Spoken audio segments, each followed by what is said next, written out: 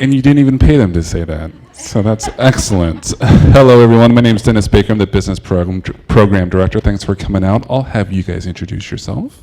Negin Farsad. Jeremy Redleaf. Yeah.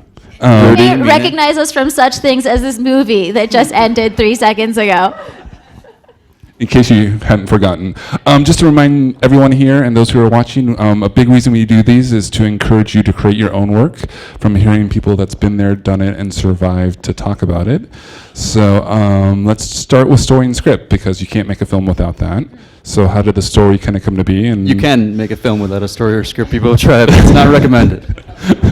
It's a whole nother story. How did the story come to be? How did the script kind of get started? Well, full disclosure, I live on 3rd Street, and also I'm a TED fellow. So there's a couple of things that we use absolutely zero imagination to come up with. They're just like that. And then during Hurricane Sandy, I was with a guy, and we had some blackout shenanigans where this increased love, and it was very dramatic. We couldn't get in touch, and we were leaving notes on buildings and doing all this crazy thing with notes, and we did a lot of that apartment is my apartment, that's my piano. And so we would do a lot of singing and shit. Anyway, that relationship did not work out, so fuck that guy.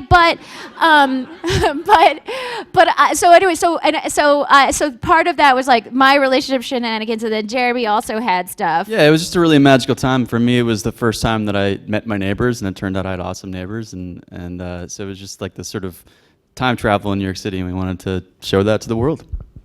So then what was the conversation of, okay, we need to write a script and make a movie? Kind of talk a little bit about that. Had you guys worked together before? How did you guys meet? Yeah, we actually met at a conference that SAG sent me to this conference in the Midwest, and she was the headlining talent, and we bonded over the kinds of movies that we loved and wanted to make, and we had both gotten really burned trying to develop really long projects, and so one December we were just she was returning a drive to me, and she was like, man, I just want to make a movie quickly, let's just write it and just get it out the right away, and we should totally do that in the new year, right? And we had that conversation, which everyone has, and then for some reason it happened. But it took a lot longer than we thought. I mean, well, the thing with I've made 3 feature documentaries before this. So this is my 4th film, and every documentary sort of kills a part of your soul. They're just really ruin your life in various ways, and but grow your soul in other ways. Hopefully. Mostly I'm a broken person, but I really was just I want to do something where I have more control and quickly. And so even though this was kind of a long process, in the documentary world, this was nothing. So we did, that part of it, I was really excited, because you write a script, and that part is sort of it could be annoying, but it's doable, you know what I mean? It's not rocket science. Oh, hey. And and then there's and we shot for whatever 18 days, or maybe altogether 21 days, and so that's kind of not a big deal either. There's these recognizable chunks of time, and so that was nice. Yeah, but we wrote the script, and we just sort of got so far into it that we didn't know whether it was any good, and so we had this moment of showing it to people, and they were I think we have something here. We didn't know until we started to show it, and it was we really. We're just tear it apart, give us feedback, we'll make it better. We really just kept iterating until the day we were shooting, and during shooting, rewriting on the spot. What was your writing process like? Did you guys write together, separately, email back and forth? Kind of what was that process? We would write script, scenes.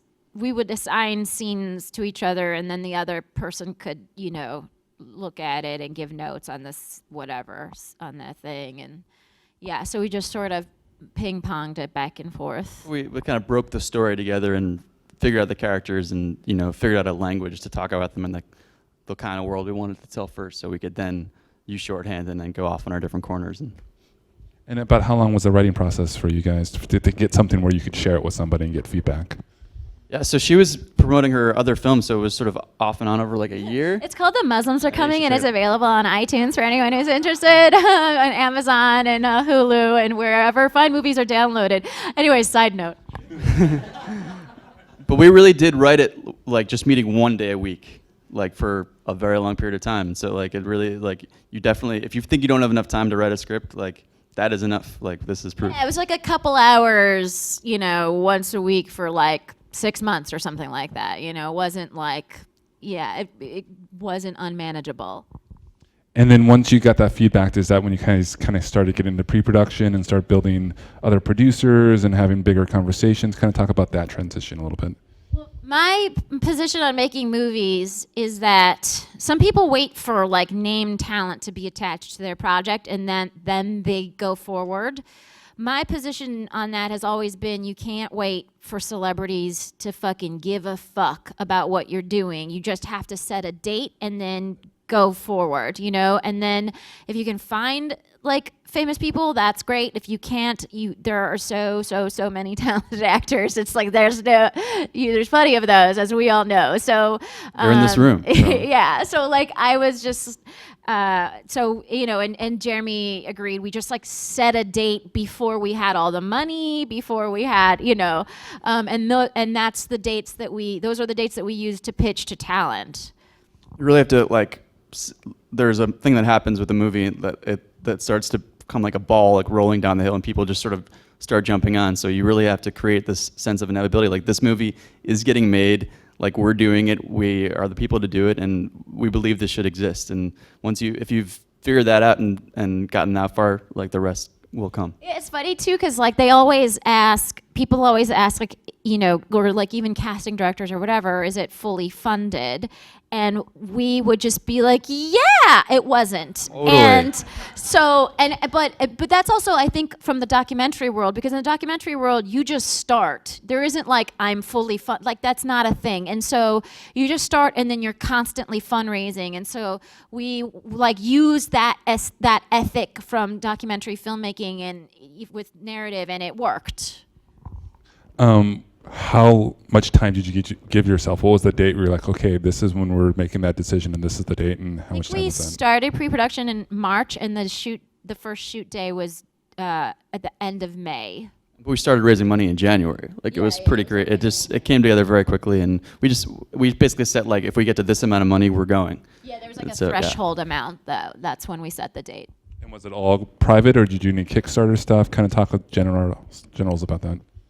It was a mix. We raised some private investment. We got some donations through our fiscal sponsor.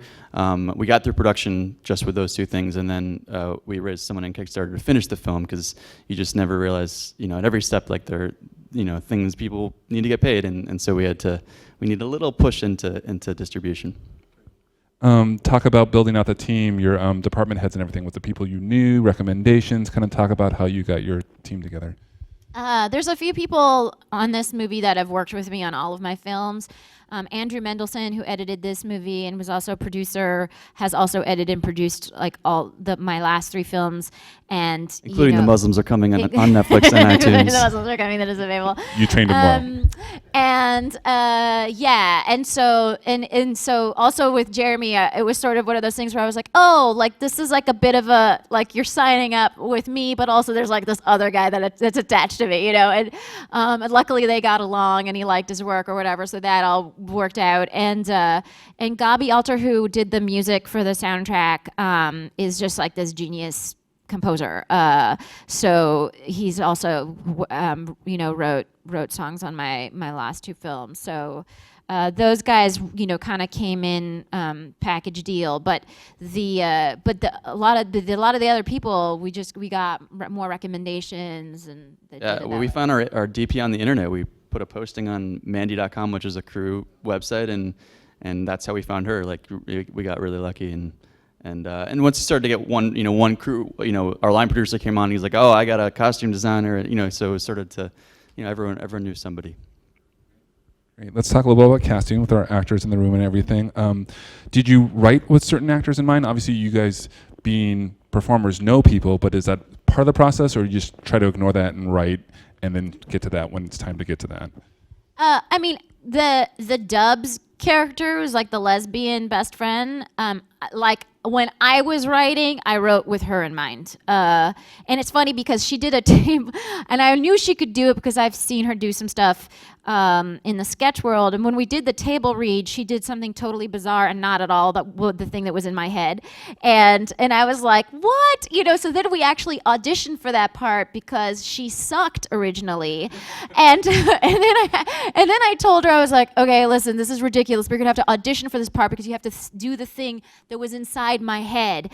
And you know, and then she nailed it, you know, and then it was like, all right, she's, you know, she can do this. But you know, there are people like a lot of these, like, so Janine Garofalo, I'm a stand-up comic, so I know her from the circuit. I know Jordan Carlos from the circuit. He's the black guy that was also a best friend. Jeremy knows him from Acting World. You know, Ed Weeks is a friend of mine, the guy from the Mindy Project, the British hot guy.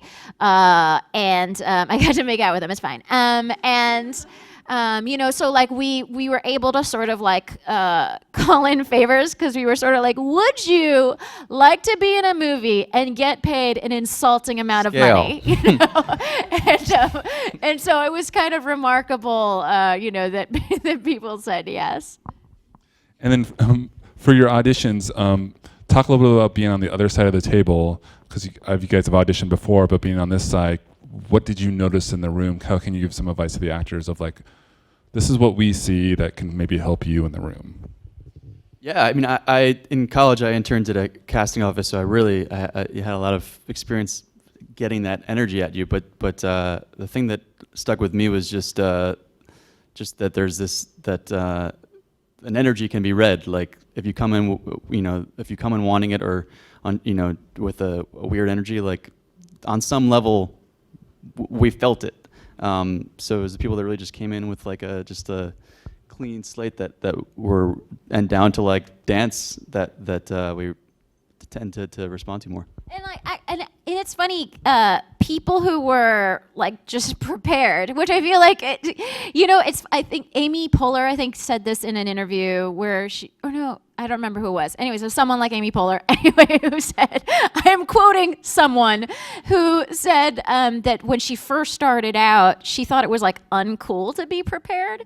And so she was just like, no, I'm not going and I'm gonna wing it, you know? And she wasn't getting booked, and then she would see other actors like really be prepared and focused. And then she started doing that, and then things started being better for her.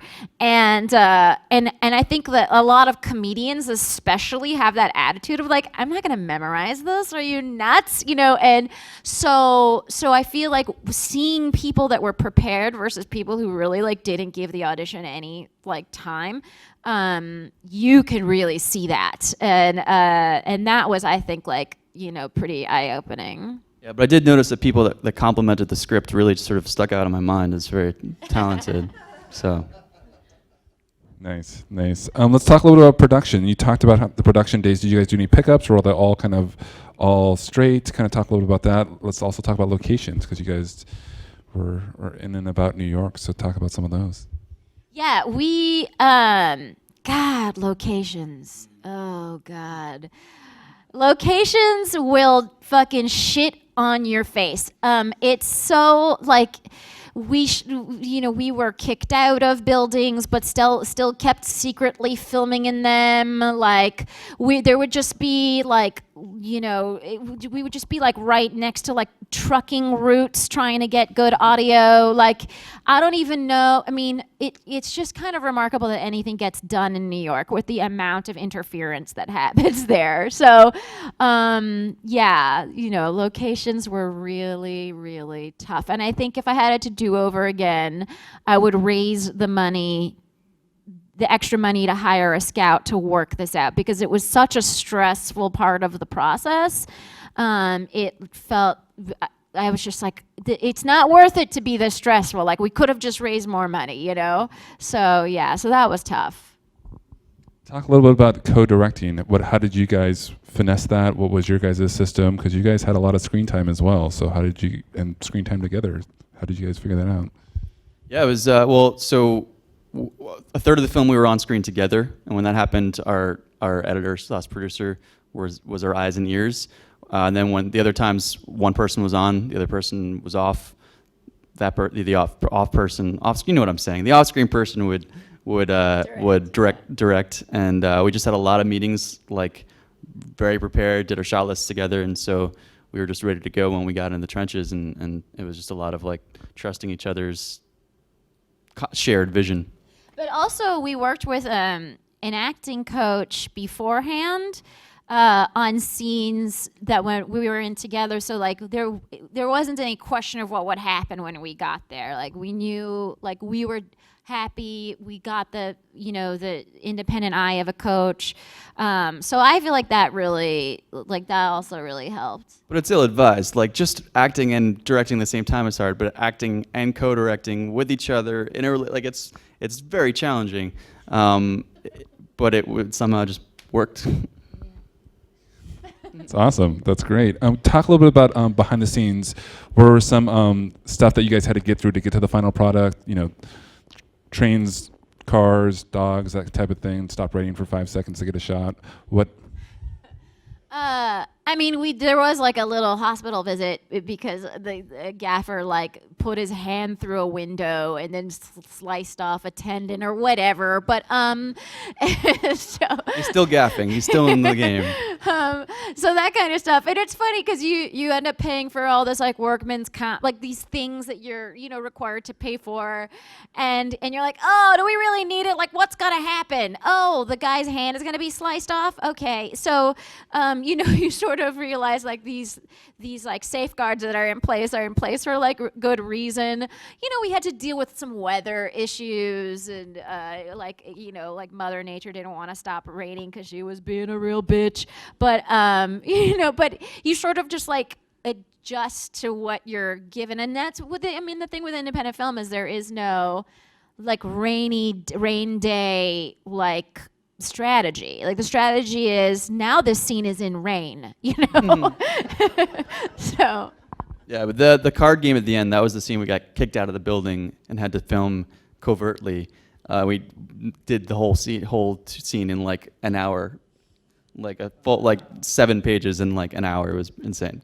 Yeah, and it was like 95 degrees in there because it's just candles, everything's blacked out, there's no air circulation, and the chill master was still chilled out though. He was still cool. He's like 85 and we're like, oh my god, like what if this is too much? It was too much for me, but yeah, and so there's an unending number. It's funny, like I asked Rachel Feinstein, who plays like my friend, the doctor who gives a prescription. She was in Judd Apatow's Trainwreck that she filmed like 2 weeks later after she did this movie, or before, whatever. And I was like, what's the difference, between the sets? And she was like, well, it's really the same. Like Judd Apatow pitches jokes, you guys pitch jokes, like you call action, he calls. That stuff is the same. The difference is that there's like air conditioned trailers and lots of comfort and like big sound systems. Like he doesn't have to run around. Like we would literally run from like one part of the street to the other part of the street to give direction, and and it was that whole thing with an independent film. Everything is just super ridiculous that way. So that's what happens. Let's move a little bit into post-production. How did you or maybe did not set yourself up in pre and production for post-production? Did you feel you did, or sort of, or not really? Yeah, so we had our post house became a partner in the movie, and so they were really able to come in early and make sure that we were doing everything to ensure that we were set up for success in post, and without them, I don't know what we would have done. They truly made it all possible. Yeah, like for technical stuff, getting a good like post house is so key. But I think one of the things that we knew after we had filmed everything that we were gonna have to film like 3 or 4 more days of B-roll. Like you see so much B-roll of New York City in the movie. None of that was filmed during the actual production. That was all filmed like. We would go film stuff, we'd be out there 4 or 5 hours, bring it into the edit, and then it'd be like, oh, we don't have enough. Okay, now we have to go out again, get more, and so it just was like this endless process of like, how much B-roll does one movie need? Apparently a lot. So that was something, and actually been my experience with every movie. I think there's always like the B-roll mystery of like what you need. I think that always comes up. Was your editor seeing footage during production in case you guys needed to shoot something or cover something or? I mean, he was on set, but there was just no time. Like, there's no luxury of watching dailies or, you know, like, it's really, you know, when you're running gun, it's like, it's just there's no time for fancy. Like, just get it in the can, get the story, get the performances you need, get simple coverage just to make sure that you can, you know, keep it interesting. And then you can, you know, and then when in post, like, you can cut around stuff that's shitty. You can, you know, add music, and you could do so much to really subtly shift something that wasn't great into something that's, you know, entertaining. Yeah, we also changed the structure of the movie in post. We sort of found some new structural elements that weren't in the script or in the shoot. Can you talk a little specifics about that? We had those flashbacks with Ed Weeks, the hot British guy, and he and it was like he was so great, and like everybody was just loved like watching him, and you know, so we were just like, how can we drag this out more, you know, like, so we would so we started to like split up, you know, and it really like kind of pushed the tension more, and you know, we got the kind of like nice MacGuffin by kind of stretching out the stuff with Ed Weeks and really like piecing it out. It wasn't like that in the original script. Yeah, but and coming off the title sequence into the fight, the sort of tease of the fight was also new.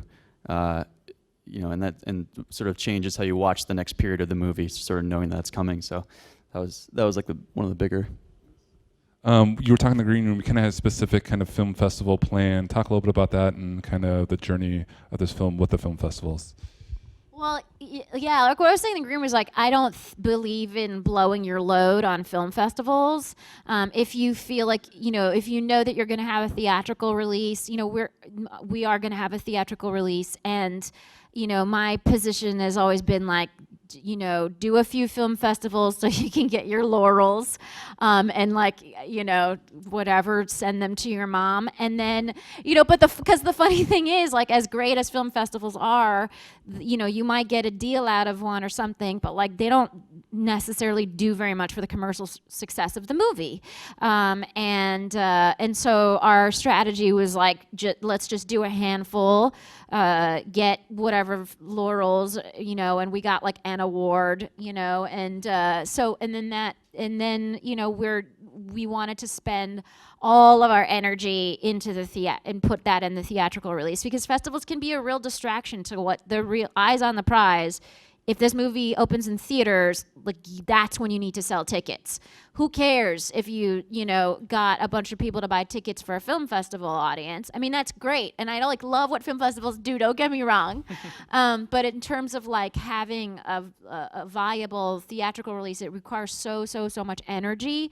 You know, you just have to be strategic about where you expend that energy. Yeah, so we're opening end of April in New York, and then we're doing a opening tour throughout May in select cities, and then we'll be on the platforms in early July. Nice. We'll kind of wrap it up with a golden nugget question. So for those in the audience who maybe are looking to do their first feature, what, as filmmakers, you can directing and producing, writing, however you want to answer it, what would kind of be, if they were to remember one thing, what would be one thing you would want them to remember? I know just one. If you have two, it's okay. That it's totally doable, and that no one's going to choose you if you don't choose yourself. No one told us to make this movie. No one told us it was a good idea. No one said that you should cast yourselves in it.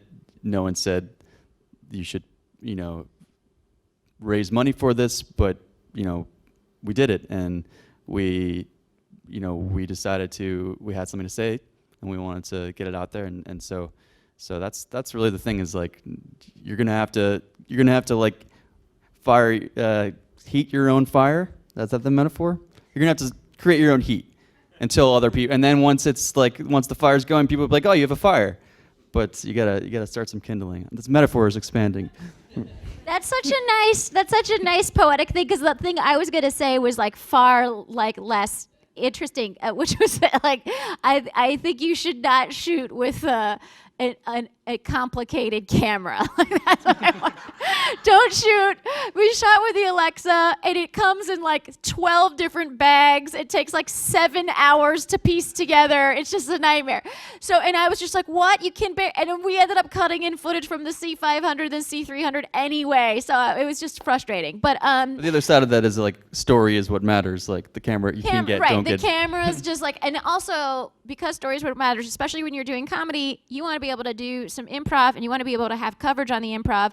2-camera shoot, cheaper camera, but get 2 of them. That's my advice. But to add to what Jeremy said is that even if you like you know make your own heat and all that, and that's totally important to like believe in yourself, but that doesn't mean that you like necessarily, like, I think I'm a garbage human being, right? But like I go out and I still try and do a thing and like project like non-garbageness.